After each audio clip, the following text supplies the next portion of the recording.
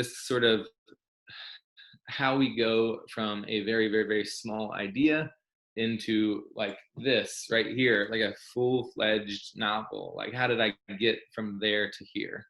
And the first thing that I always talk about is how I get ideas, because when I do talks like this, one of the most common questions is, where do your ideas come from? And I always say there's two kind of parts to that. So first, they come from the fact that I have a weird brain. So I'm just a weird person. My wife would confirm this. She's outside right now. She probably like is listening in and being like, yes, he's weird. I'll let you know that. But one example is that we were walking one time through the mountains. We're taking a hike, and it was very beautiful. Really, like, we've been kind of quiet for a while. And she kind of tapped my shoulder and she said, hey, Scott, what are you thinking about right now? And I said, I'm thinking about if an army was chasing us, how would we escape? And she's like, what's wrong with you? That's so weird. And I was like, what are you thinking about? And she said, flowers. I said, those are pretty too. So I think first, I have a weird brain, and my brain is always looking for things in the world. And the second thing is that, like, stories are out there. You live in a world full of stories. You have stories to tell. Your friends have stories to tell.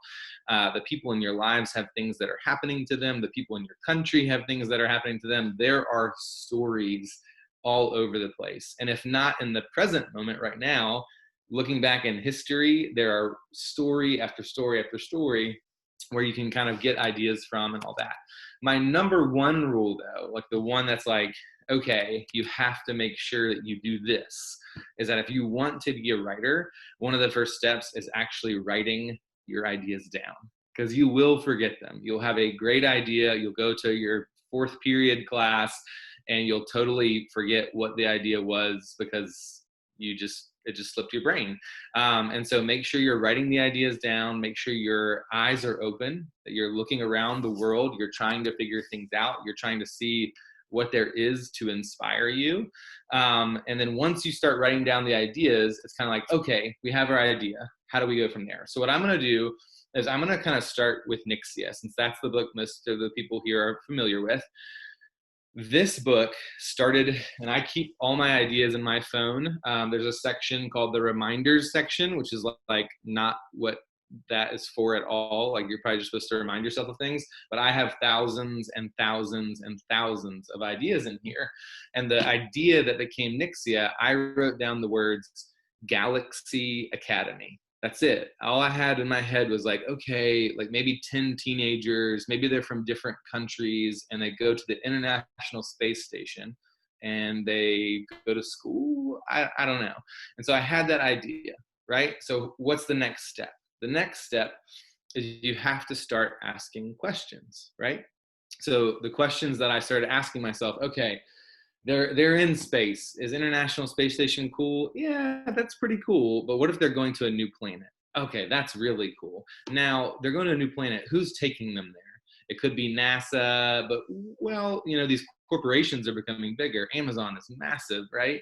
And so I was like, well, what if a corporation is taking over and they want to head to this alien planet and like found themselves a new planet, right? So all of a sudden I have these questions that pop up and they lead to answers. Now, okay, we got 10 kids going to space, corporations taking them. What do we want to do next? Well, okay, they have to train. Astronauts train a lot to be ready for what they're going to do. So do they train on Earth? Do they train on the spaceship itself? That's kind of cool. Okay, let's do that. And so you can see that slowly this little idea turns into more. And there's plot, and there's places that we're going, and there's a setting. And now the biggest question, the most important question, in my opinion, that you have to ask yourself to write a story, to make an idea more than just a little seed of an idea. The thing you have to ask is, who is the right person to put into that story? And my answer was Emmett. Just a little background on Emmett. I was a teacher, so I was a ninth grade teacher in Durham, North Carolina, and Emmett was based off two of my students. I took their personalities and kind of mixed and matched them, and Emmett came out of that. And so when I discovered Emmett, though, he's the one who brought the story to life. It was more than just a trip through space. It was a trip through space that meant everything to this one kid. How would he compete? How would his background change who he was? How would he change as he stepped onto the spaceship and was trying to earn millions of dollars? And all of those questions lead to a story, right? So here's the next step, the step that's kind of the hardest, the step that we don't like to talk about. The step is do the work, right? This is the hardest part because, like, I'll be honest with you, there is nothing good, no accomplishment you've ever heard of was done by someone like just lazily being like, sure, I'll do it, whatever.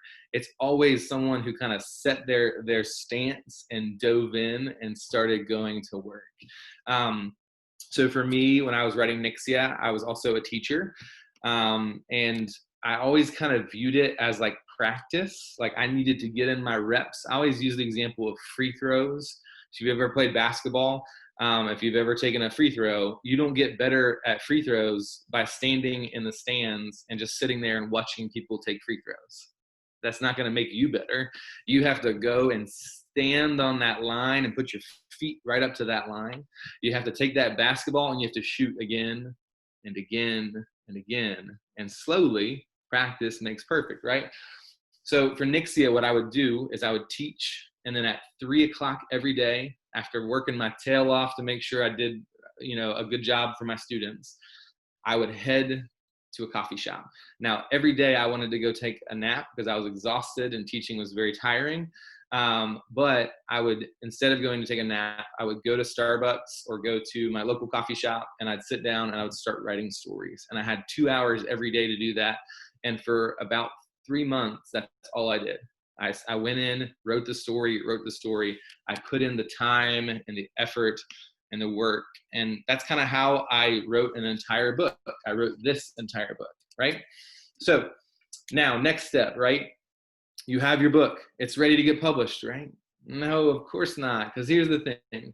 The first time that you write a book, the first time you do anything really, oftentimes it's not the best version of what you can bring to the table. I couldn't just take that first version and say, here it is, world, because there were mistakes. There were things that I didn't see. There were improvements that could be made. And so I like this part too, because I think people are kind of like maybe underestimating how much goes into this. But I had so many pieces of feedback for this. So this book went through 14 different revisions. I had beta readers, kids, students like you who read it the first time, and they read it and they're, y'all are pretty brutal with feedback. I had one kid who was like, yeah, I don't like chapter 3. And I was like, all of the chapter? And he's like, yeah. And I was like, okay, that's fine. So I got feedback from students, from readers. I got feedback. My mom reads them all the time. My mom will be like, I can't say anything mean. You're my son. I'm like, okay, whatever. So I get all this feedback, and then I got an agent. And my agent gave me feedback, and then my agent sent it to publisher, and my editor gave me feedback, and she did all the work to say like, oh, I need more from this character. What if this is the plot twist at the end?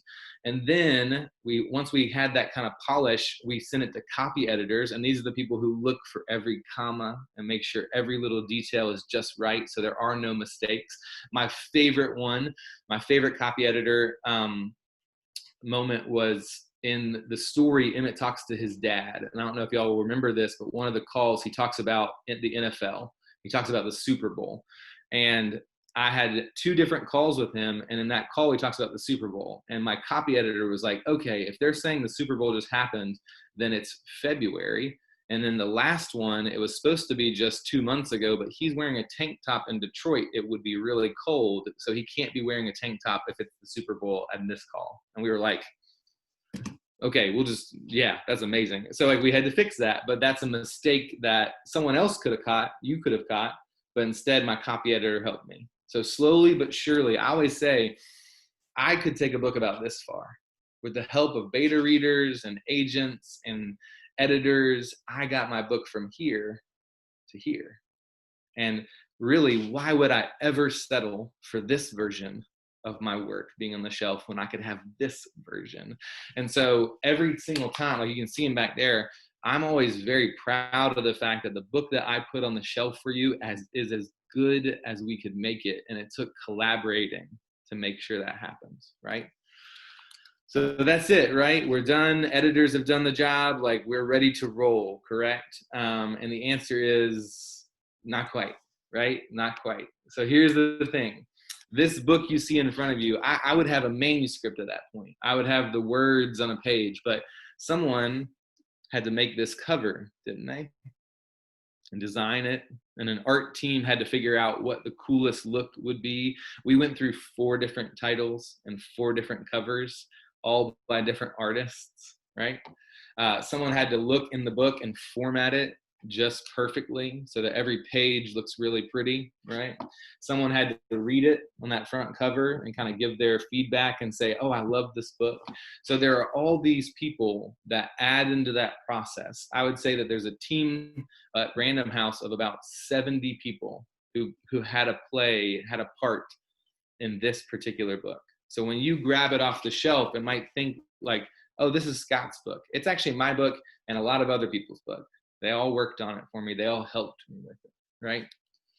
So the last step, the final step, it's one of my favorite steps because it brings in some of my favorite people, is one, like, I was a nobody. Like, you would have never heard of me when I wrote this book. No one would have ever heard of me. So how did you ever find this book? How did you ever get this? And the answer is teachers and librarians and booksellers. And Random House has people that they have in each region who go to those people and say, hey, we got this cool new book. I want you to read it. And then they read it and they say, hey, we've got this cool new book. We want you to read it, right? So all of that, all those steps to take that one little idea and make it into a story. Now, here's my favorite part, though. Once this book hits your hands, right? The cool part to me is that this becomes yours. You open it up, and you kind of read through, and the ideas in here, the story in here, it belongs to you now. It's no longer mine. And the cool thing to me is that reading and watching movies, those plant seeds in your mind, those plant seeds for you, and you can write stories, and you can write cool books. And the thing that was just like a little idea in my head, right? Something I thought of just as I was passing through or as I was going on a walk with my dog. That idea became a book, and that book goes to you and becomes an idea. And that's kind of cool too. So it's this really fun process that we get to be a part of. And I've now done that with 1, 2, 3, 4, 5, right? And I'm missing Nixia Uprising, but I've done that with 6 books now, with 2 more on the way. So, it's really exciting for me to get to share that with you all, just to kind of make sure you understand, I started with an idea and I had no idea I would ever get published. And now this book has been read by I think we have sold over 70,000 copies. It's been printed in like 6 different languages and in about 18 different countries. It's pretty cool. And all it started with was Galaxy Academy. I wrote it down and it turned into that. So just food for thought, something that you can definitely do if you put your mind to it. I think questions now would be great. So if we want to, I know that you can kind of type in the chat, or I didn't know if you were going to unmute, but questions can be about Nixia. If you have questions about that series, it can be about me as a writer. It can be about life advice. Although, I was just trying to get my son not to throw his diaper at my dog. So, that's good life advice. We'll see if I could give you that.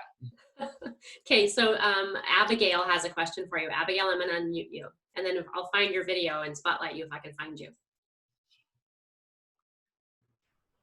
Hi, sorry. So, my name's Abby, obviously, but one of my really big passions is writing. Like, I'm taking the elective in this school right now, so I really love writing, but I also know it's really hard to make like a really good living off of it.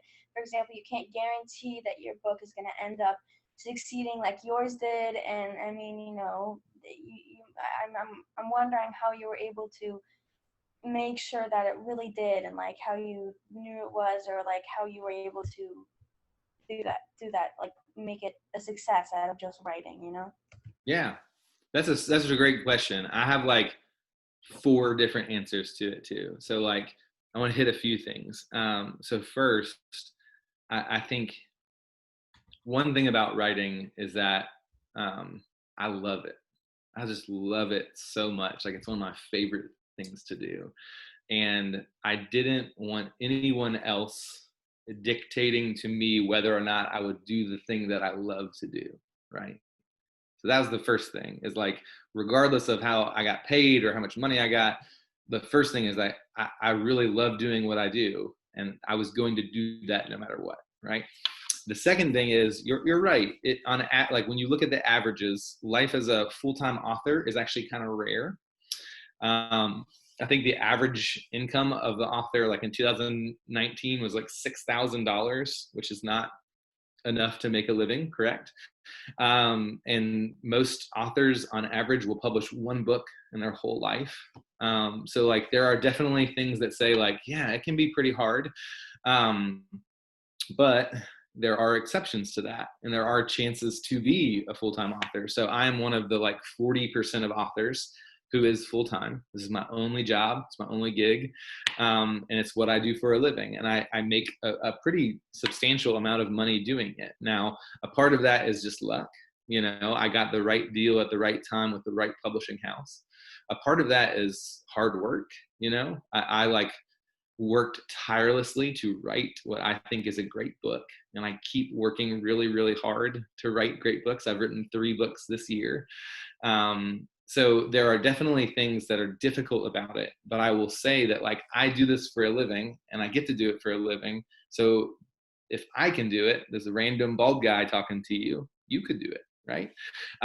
So I definitely think that it is wise, though, to have experience in a lot of different things. I do think it's wise for any young writer to view other careers as starting points, so that you can write while doing something else.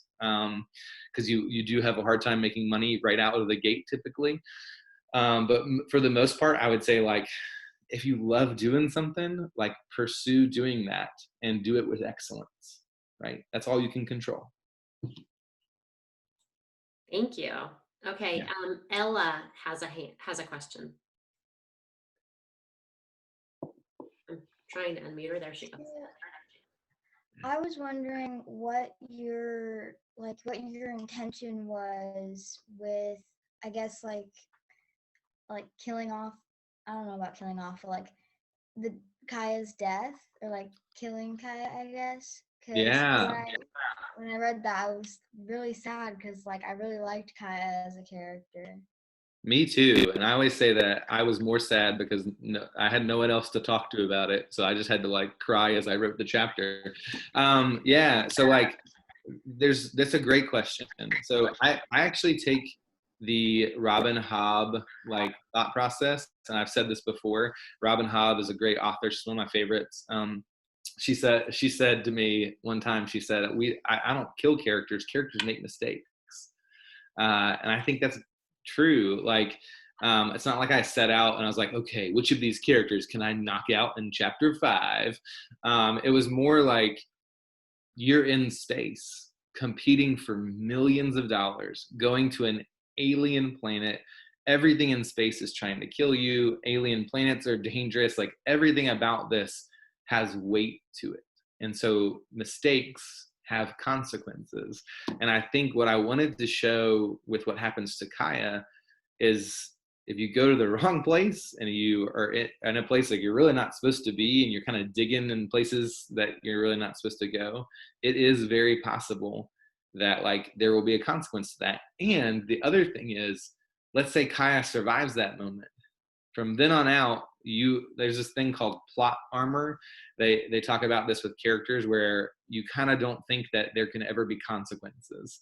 And so as soon as that moment happens, as soon as Kaya really is no longer coming back, you know that from then on out, none of your favorite characters are safe. Anything could happen. And I think that brings a certain tension to the story that it would not have had otherwise. But yeah, I say all this to say, like, I'm with you. I get angry emails about that particular decision all the time. So That's funny. It's very Game of Thronesy when you realize that Nothing is sacred. Right. That one's even, if they I'm sure they don't know that one, but once they get to that one, they won't be mad at me anymore. He does even better. Yeah. Yeah. Okay. Anybody else have questions? I said they could raise their blue hand if they have a question, or they can type it in the chat window. I know I had a bunch of people that had really great questions come up during their things. Here we go. Okay. So Ivan is first.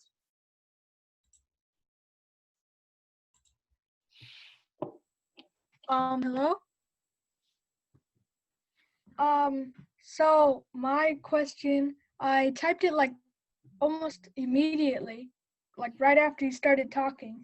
And so it was, how many books are there of Nixia? And are they all what happens next, or do they come back as like sequels? Or like Yeah. So that's a great question. Let me pitch some of my other books too, just in case you want to know what other stuff I have. So like Nixia is the first one. Nixia Unleashed picks up 5 minutes after the end of Nixia. So like continues it right away. And Nixia Uprising picks up like probably a week after Nixia Unleashed. So there are 3 books in the trilogy, and all 3 books are like right after each other. There's not big gaps of time. You're following the same characters. The only slight difference is, so Nixia follows Emmett, and in book 2 and 3, I do add POVs so that you have other characters that you can follow too. So Emmett is obviously the main character in there, but you have a couple other characters who kind of pop in and have their own stories to tell too. But yeah, so there's the Nixia trilogy, which is all complete. It's 3 books. I'm not writing any more books than that. Random House is not paying me to write any more books than that. The other series I have is called Ashlords. It follows the competitive world of Phoenix horse racing. So in this world, they have horses that live for a day. They can ride impossible distances. They don't get tired as long as the sun is out. But when the sun sets, they die. They burst into flames and they become ashes. And the riders have to mix different powders into the ashes to recreate the horse the next morning. And there's kind of an alchemy thing involved where like what you put into the ashes can create different types of horses. So if I'm looking ahead strategically at the next day's race and I want a horse that has armored shoulders, or I want a horse that glows in the dark, or I want a horse that can defy gravity, I can summon this horse if I'm good enough at alchemy. And so this series is a 2-book series. The second one will come out in February, but it follows like a whole other world. And then my last series is the Tail Spinners series, Saving Fable, Escaping Ordinary. Follow Indira, who goes to protagonist preparatory. And unfortunately, she fails her auditions to be a character in a book and is told she can only ever be a side character. She can't be a hero. And so we follow her through her adventure to try and figure out what exactly she's, supposed to do when you fail. Like, what do you do to come back from that? And what is this dark plot that's unfolding at the school? And maybe she's kind of right in the middle of it. If you like video games in particular, this one, Escaping Ordinary, is set in more of a video game setting where lots of like, I like, I'm a nerdy guy who like loved to play video games growing up. So I drew on all my stuff from that, and you get lots of video game vibes in this. But those are my books. Is the second book to Saving Fable out already? It's not. So You were holding an arc, so I didn't know.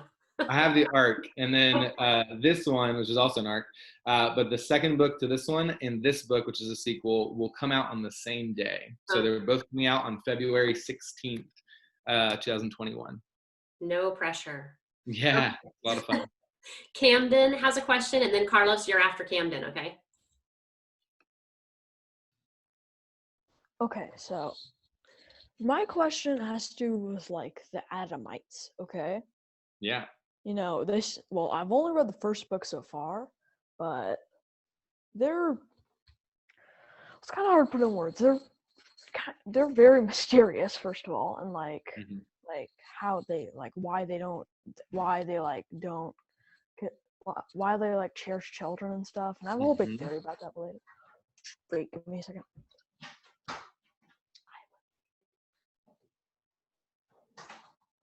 Okay, and so the Adamites, I mean, they seem to be similar to humans, and like I put a lot of thought into that, and like, who knows if you're, well, like, it's an alien planet, okay? Everything is different. Why do they even need eyes? Why can't they use echolocation? I mean, aliens seem different. It just feels, and I'm not sure if this is coincidence or not, but like, they seem eerily different to humans. The whole fact that they're like masters of Nixia and stuff, and the whole how they can turn it into gas, and like that one video clip where it showed where they like, Right. where like they just like destroyed everything, like flick of the finger, and also there was this little thing where Defoe said to Emmett that he fought an Adamite and won, and when they had like that call with the other person. Right. And Defoe was like saying the other person, the Adamite hated him because the other person like captured the Adamite. Yeah. And so. Do you want me to talk about a little bit about that? Yes. Yeah. So like the Imago the Adamites. Sorry, it has like a slight spoiler. Not really though, I promise. The Adamites are really interesting. You're right. I, as an author, very much chose to make them pretty similar to humans. That was initially like going to feed into a lot of different plot things, and we ended up taking the story in a whole new direction. But I think one of the goals I had was, you can go really heavy sci-fi and push it deep into alien territory, like in a movie like Arrival, or, where we have like something that's almost unrecognizable. And oftentimes we have a hard time connecting with that. And so I wanted to make sure that when Emmett does visit this planet, when he does have opportunities to meet the Adamite people, that there is this sort of, there's things that link them and there's things that completely separate them. Their society works in a completely different way. And so that's a great point though, like you kind of caught on to the fact that they're pretty similar, and that's because I wanted them to be relatable to my audience and relatable to my character. As for the other stuff, you gotta read book 2. I mean, you're just gonna learn so much about who the Adamites are. You'll learn what their real name is. You'll learn why they invited Emmett and crew here in the first place. You'll learn a lot more about why they don't trust Babel at all. Keep in mind that like in book 1, when you see that video in the first scene and like the Adamites seem to like massacre a group of Babel people, you're getting one side of the story, just one side. You have no idea what led up to it. You have no idea why that happened. You have no idea what happened before it. And so there's a lot to unpack and a lot to know. And I think keep in mind, Babel is coming here with every intention of making this planet their own. And we as a people have a very long history of claiming what never belonged to us. And so I play with a lot of different ideas, but I think book 2 and book 3 will have some pretty good answers for you. Ella, did you still have a question? Give me a thumbs up if you did, because I can see your face. No, okay, good. Okay, so Carlos, you're next. Here we go.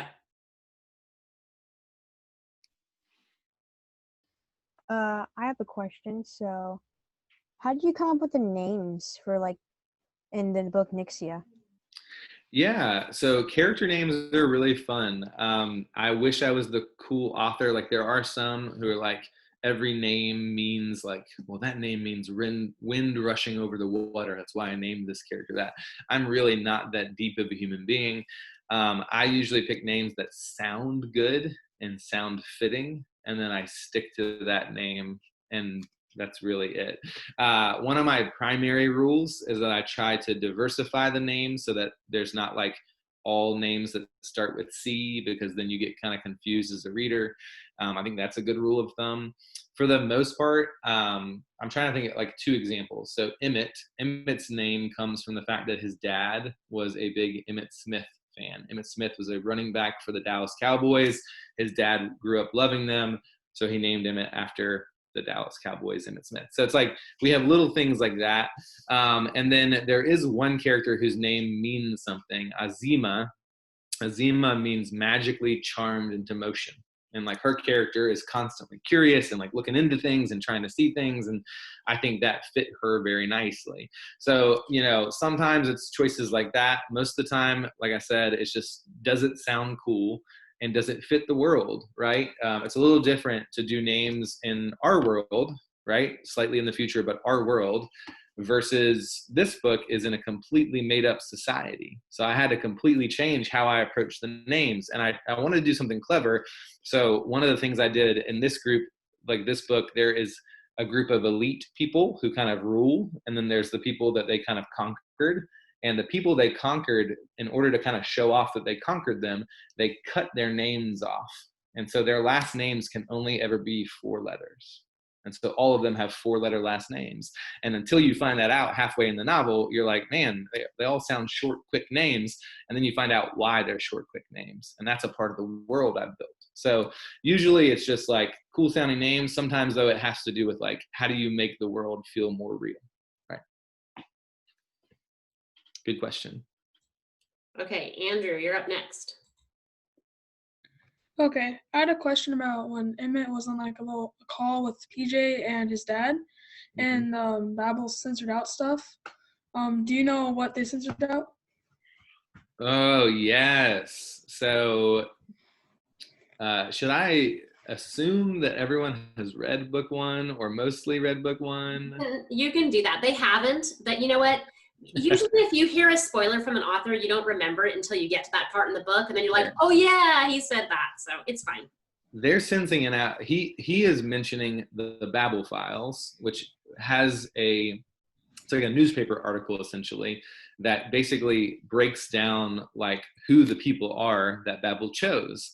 And naturally that article breaks down the 10 contestants that Emmett is familiar with. But it also breaks down something else. And that's all I'll say. So when PJ starts to say and reveal what he has read in this, they kind of censored it out so that Emmett would not know the plot twist that's coming. Yeah. Okay, Jimmy, you're next. Will there ever be a movie of Nixia? That's a great question. Do you know someone in Hollywood? All right, you're gonna hook me up. It's gonna be great. No, I'm just kidding. I believe it or not, don't tell anyone this. Like this is like secret technically. But the Nixia series has like we just sold the TV rights.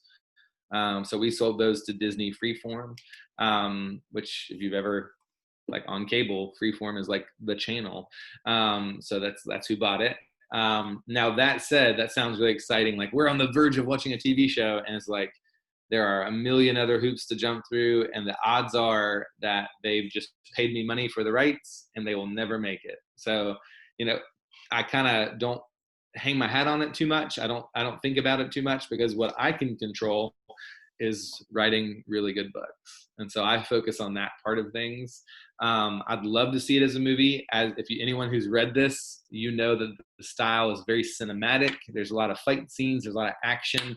I write it that way because that's what I grew up with. I loved watching movies. I loved watching like my brother and I would come home. We would do our homework first. And then we would watch like Gladiator and stuff like that. And there was all these like really cool action scenes. And so I wanted to write a book, and all my books are this way. I wanted to write books where when you're reading it, it feels like you're watching it happen in front of you.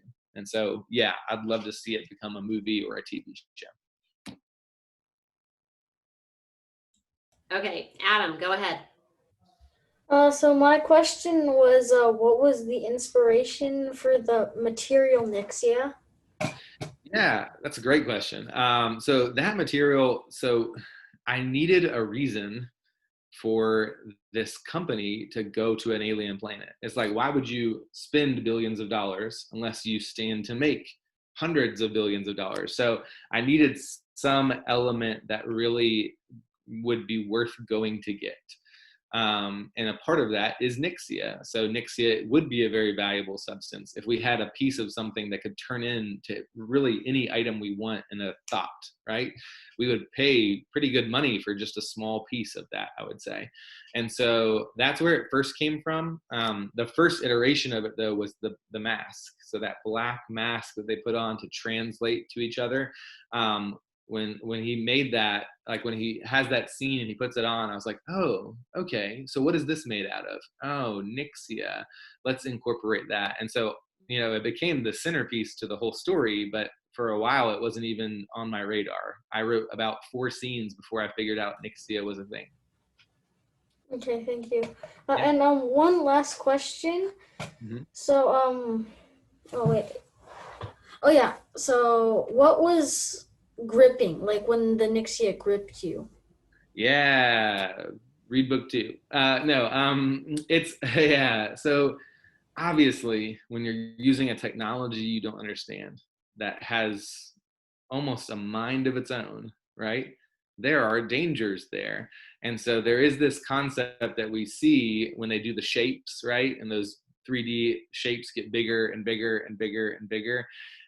That demonstrates a small bit of what it means to be gripped, right? So Emmett feels briefly cut away from the rest of the world. But think about, there's an example in the story, someone accidentally touched an entire mine of Nixia, like a huge underground cavern of it, and tried to manipulate it, and it like turned him inside out. It's just flipping the script. And you'll see in the story, though, what being gripped really means. And book 2 really highlights it. It's not a fun, it's like a pretty dark scene, but yeah. Okay, Ryan has a question. So in what's it called? Book 1, you know how like he changes it into a dagger in the beginning? Yeah. When he switches it into a dagger, will it stay like Nixia metal except hardened and not in liquid form, or does it change into like the actual metal that you can manipulate later?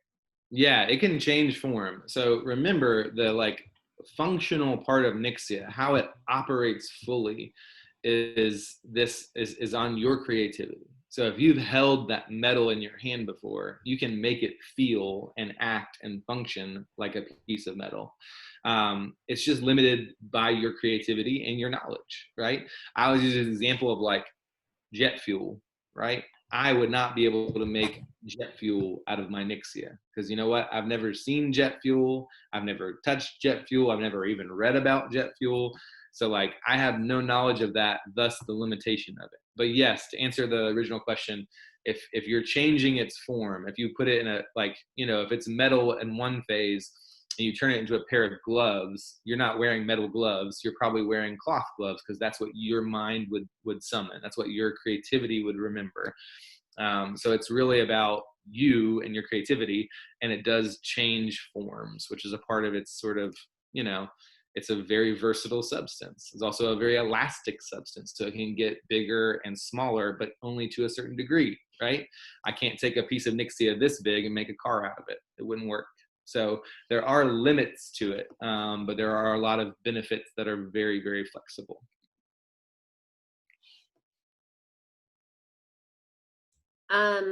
It looks like Ivan has another question. Ivan, can you put your hand up, Ivan, so I can call on you? Oh, Ryan, did you have more? Hang on, Ryan had something else, it looks like. Yeah, sorry. And you know how when they're in the arena and they have to fight each other, the weapons that they use, are they made out of Nixia? And when they hit each other, why doesn't it hurt them? Unless it's like... That's where the creativity thing comes in. So someone designed those so that they function as metal right up to the point where they touch human skin, right?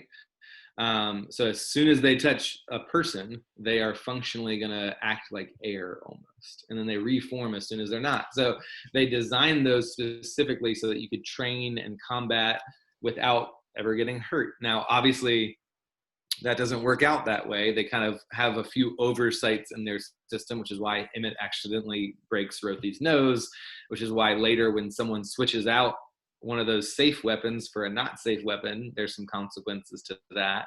So there's definitely like breaks to the system, but overall that's an example of creativity. And you'll see a little bit of that too. I think one of the characters who you meet towards the end of book 1 is very good at using Nixia in non-traditional ways. So it's not like she's just making a pen to write with. she knows how to like make a door that she can pour from this door to that door and like move through time. So like there's some really creative stuff that some of the other characters tend to bring up because they know how to use Nixia in ways that people haven't thought to use. Oh, wow. Thank you. Mm-hmm. Okay, Ivan, go ahead. So then I have a question, and my mom also has a question. So then, can you please tell me more about the Rothy scene at the end? About the which scene at the end? The one where with Rosie. Yeah. So I don't want to spoil too much if people haven't read the end. What I will say about that in a way that like will let you in on some of that scene. I didn't write it that way at first. I had darker into the first book. And my editor guided me away from it. She said, I think you're making a mistake here. I think Emmett to know Kaya and gotten to know Bilal, both who are very kind-hearted and very sweet, would not do what you have him doing at the end. And I was like, oh, you're right. And so we changed it. And so the scene you read at the end between him and the person you mentioned, that scene is definitely a product of an editor guiding me towards a more realistic version of my character. And yeah, I don't know if you had a specific question about that, but that's a little bit about that scene. So then, my other question is, what about his friend? What about? Yeah, you got to read book 2. I'm sorry. All your questions will be. He mailed him something saying he got a second chance, but then, like, I'm not sure what happened. I want to read it. That's a part of the, you just got to read on. I'm so sorry. It's not a standalone book. So some books are standalones and some are part of a trilogy. So when you get hooked, that's when you have to finish the trilogy. I had to leave a little bit of mystery because, I want you to keep going. I want you to see what's next. And I promise, in my personal opinion, book 2 is better than book 1 and book 3 is better than both of them. So in my personal opinion, I think you'll be happy with where you're going. But yeah. Okay. So then my mom has a question now, I guess. Yeah. Hi. So do you get your ideas? Did you ever watch the movie Avatar? I did, yeah. So did you get some ideas from that book? It definitely was a helpful guide to the thought of what would it look like if we went. Avatar is obviously pushing the militarization aspect of if we went to a planet that had resources, what would we do? And I think Babel is doing that. Babel wants the resources that are on this planet. I think the primary difference is I wanted to center a young person in the story. So Emmett is definitely a different character than, I think it's Jake is the name of the character. There's a really funny test. People say, if you can remember, they always ask Avatar, which is the most watched movie in history. They ask if it's one of the most watched movies in history. It's the highest box office in history. They ask if you can remember a name of a character from that movie, and weirdly, almost no one can. But they all were watched it, so it's really strange. But anyways, all that to say, yes, Avatar is one inspiration. I think because my book focuses so much on the journey to this place, and frankly, I didn't love some of the elements in Avatar of they fight back, but it's not it's almost without plan and without strategy. And I think in book 2, the readers will find that the Imago are very clever. They are not just sort of sitting back to let Babel take the planet over. They have their own strategies and they are working on those things. So yeah. Okay. Thank you. Mm-hmm. Okay, Ryan, what's your next question? Sorry, I didn't know I had my hand up. Oh, one of those. We're so used to those. All right, Jimmy, you're up next then. Okay, so I might know the answer to this question, but I kind of forgot. But do the people actually die or at the end? Jimmy, come on, dude. Go back and reread. Go back and reread like the last like 20 pages. Yeah. Yeah, I'll just say that. Go back and read. No, you don't have to answer that question. That's okay. All right, Camden, you're next. I think I just forgot it was. Of course you did. That's what teacher strategy. Leave the hand One up. thing that I just noticed when you were speaking about how like the Adamites weren't just gonna let Babel take the planet, you accidentally called them by their other name. I'm so sorry. It's like what I'm used to. I wrote those 2 books, and book 2 took me a long time. I had to rewrite the entirety of the book. So yes, I probably used their name again. Sorry about that. Yeah. And I had another question, but I just forgot it.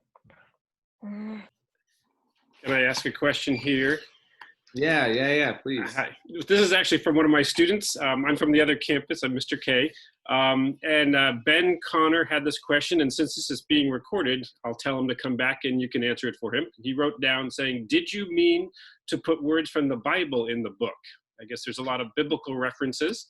Yeah. And with Genesis, I guess, and Babel, and so.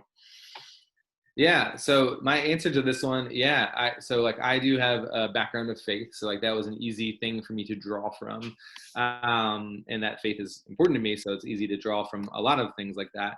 But the other part of it is, frankly, that Babel sees themselves as playing God, and so their references when they call themselves certain things and they use certain words in Genesis 11 and Genesis 12, like it's not like they're like high-fiving the Bible necessarily. It's more that they just kind of view themselves as power and powerful, and so they're kind of taking those references for themselves, and they see themselves as starting a new world, and so I think those are very intentional. I kind of have them mostly because of how Defoe and Babel see themselves. It also was just the easiest background for me to draw from, and there are allusions that a lot of people are aware of and know. In book 2, there are some more subtle ones. There's a particular scene that's like almost like beat for beat, exactly like something King David does in the Bible. Only I have a very different character doing it, and she does it in a very different way. So it's just like I have little nuggets in there that they draw on older stories, because frankly, there's nothing new under the sun. No story's completely original. And so you're just trying to find a new way to tell old stories most of the time. I remembered my question. For the whole spaceship, Genesis 11 and Genesis 12, so, well, when they were on like separate ships, it was shown that when they met, Morning had over 1 million score, which is double than Longway, even though Longway was doing perfection and everything. Yeah. And I'm like, and how did you even get that much score? She didn't lose. And also, yeah. But, I mean, she literally I think she counts it off on her fingers at one point. She's like, well, I only lost this, this, and this. Like she lost 3 times. Oh yeah, I remember. She said she lost 3 times, and she lost once at the very beginning and twice to Emmett, I think. Anyway, and also the ships, again, they must be ginormous, and they're filled with so much stuff. I mean, what were your all that stuff? I mean, how did you even think about all this stuff? The rabbit room, swimming in the tank, all this crazy stuff. It's just mind-boggling. Yeah, thank you. That's very kind. I will say, I'll use the rabbit room as my example. This is where I think weird brain meets necessity of story. So, we're reading a story. We want it to be entertaining. And so I got to the point where okay, they have to train physically in some way. All right, I'll put them on treadmills. And I started writing that scene where they're all on individual treadmills. I was like, well, this is boring. This is really not exciting at all. And so I was like, well, what if it's one big treadmill? Okay. And what if there's 3D objects being thrown at them? And what if they're on teams? And then what if that transforms later because they don't realize the dividing line doesn't matter and they can fight each other? And so all of a sudden, we have this way to train them that is way more entertaining. So yeah, Yeah, weird brain helps out when you're a writer.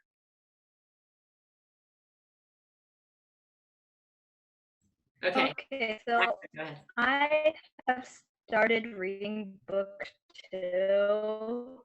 So this isn't really a spoiler question, but I was wondering, how did you come up with like the whole ecosystem on the planet?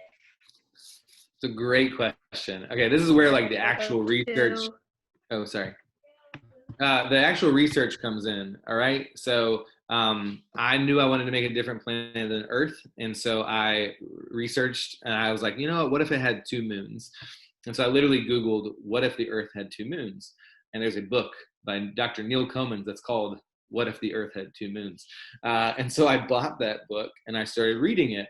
And it had a lot of great information, but it also didn't mention a lot about vegetation and stuff like that. And so I was like, I'm going to email him. And so I emailed Dr. Neil Comans. I said, hey, Neil, buddy, old pal, you got a lot about animals and stuff like that. Could you hit me up with a little bit of advice on like what the plant life would be like? And he wrote me this long email because it's what he loves to do. It's what he studies, right? About all these different things. And so I took this research and I sort of carved my own world out of it. So, in a planet with 2 moons, there's a lot more light, which means every predator is going to have a lot more camouflage, which means that every predator you see is going to be more intensely like, they have to be better, they have to be stronger. There's going to be a lot more survival of the fittest type thing. It affects the tides. It affects plants would grow weirdly because the moon's light is strong enough that it draws them the way that the sun does. So there's all these things that I researched, and you might get the slightest amount of them, but they're all on the page, and all underneath that is the iceberg of research I did to make sure that they make sense. So yeah, great question. Okay, Ella, go ahead. So this is actually a question from my mom. Hi, I'm Lila, Ella's mom. Oh, excuse me. I just wanted to say I was very impressed with the world building and how well you show rather than tell. But I have a question specifically on the characters and character development. They're so authentic, especially the kids, and very individual. How much of that is intuitive and how much was research? Yeah, so for characters, my rule of thumb is be personal without being creepy, which is like a good like life rule anyways. But so personal meaning like look around the people you know. Students I taught, so Emmett's character is based off a couple students. But people you know. So I built one of the favorite characters in the Nixia series is Bilal. He's so well loved. And he's well loved because he's based off my friend, Nuseba Ishmael. Nuseba and I went to the same high school. Nuseba and I won the senior superlative for most warm-hearted. We were both very nice people. I got 23 votes to win. She got, I think, 170 votes to win. She was very nice person. Everyone knew that. Everyone knew she was the nicest person in school. So I took that little nugget of who she was and I flipped it into Bilal and said, okay, what does it mean for a kid from like a Palestinian kid to be nice? And so I researched that. I reached out to my friends who live there and I said, what does it mean for someone to be nice in that particular region? And they said, well, anyone who's nice here, nice would be welcoming. You host, you bring people in. And so what does Bilal do? He literally breaks his door so that anyone can come in at any time and feel welcome. Right? He hosts a card game where all these competitors are friends at least for an hour. So I took that part of who my friend is and just sort of made it realistic based on the character. So that's personal. Creepy is like you make a character who's exactly like your Uncle Will, and your Uncle Will reads it and he's like, why am I the bad guy? What's going on here?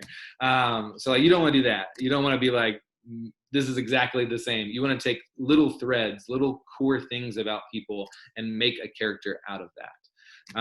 And then, yeah, it does help to be a teacher. It does help to be speaking with students constantly. Like, hopefully my teenagers read like teenagers and read like, one of my favorite things that I got was when I was beta reading, one of my students said, Emmett is like someone I would run into in the hallway and be friends with. And I was like, yes, that's it. And so, yeah, thank you for that. I appreciate that. I'm going to have a teacher moment here for a second. And I actually want you guys to internalize that information, because when you are writing something that is fiction, you can take something from your real life, just a teeny little thing, like Scott took a good friend and took characteristics of that good friend and fictionalized it. And that's what I'm going to be asking you to do as we go into narrative writing, is to find that little kernel from your life that you want to turn into a fiction. And then you can make something a horror story if you want out of it. They noticed that The Hate You Give is on the shelf behind you, which we've been talking about because of Banned Books Week. Unfortunately, we couldn't celebrate it very much because of the fires, and we were all evacuated. And then Peyton has a question. He wants to know what book took the most effort and took the longest. Book 2. Yeah, Nixia Unleashed. My editor got back to me and she said, hey, she's from New York, so like she doesn't do like compliment sandwiches. So she said to me, she goes, I don't like the main conflict, the side conflict, or the other side conflict. I was like, that's the whole book. And she said, yeah, I know.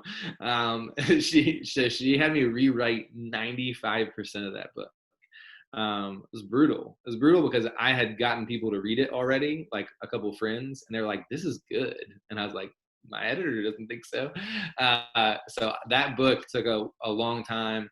I will say now, after failing and going through that process, like the book I made is way better than the first one. Way better. 100 times better. I'm really proud to set that book on the shelf, but it took failing first to get it there. So, yeah. Did you take some of those things that she made you cut out and put them into the third book? Yeah, for sure. For sure.